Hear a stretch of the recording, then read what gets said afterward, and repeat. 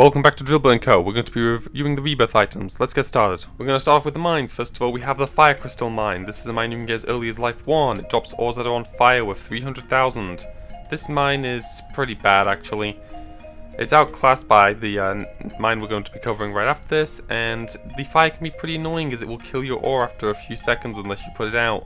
And the only item that does that right now is the ore wash, which is worth 20 million. Next up we have the Kunzite mine. This is the mine that outclasses Fire Crystal Mine. It drops ores worth 50 million. You can get this at Life 5. This is just the best mine in the game currently. You should be using it. If you're not using it, there's a problem in your brain. Moving on to furnaces, we got the Nature's Touch. This is a furnace you can get as early as Life 1. It does 10 times to your ore when processed. However, if your ore has sparkles, it'll do 20 times. One of the upgrades that gives sparkles is the Lambda Upgrader at a chance. So if you're using Lambda Upgrader, you probably want to use this thing to try and get 20 times out of it.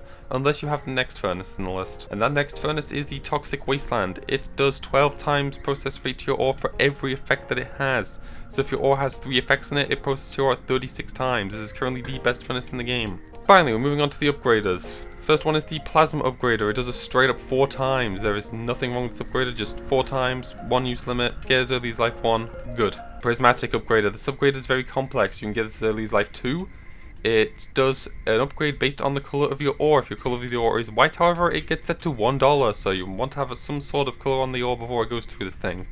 If you want a full breakdown on what the effects are, I will leave a link to the wiki page in the description below, so you can go and view that and all the other items that are in this game. Finally, we have the most recent Rebirth item added to the game. This is the Diamond Refiner. It does 1.3 times the ore and it can be looped up until 15 quadrillion, but the ore does have to be worth at least 1 billion to be upgraded by it.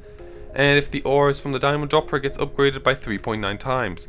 But this is a looping upgrader. If you have this and you're not looping it, what are you doing? And that concludes my review of all the Rebirth items in Drillbit & Co. as of version 1.0.5. I hope you enjoyed and I'll see you in the next video.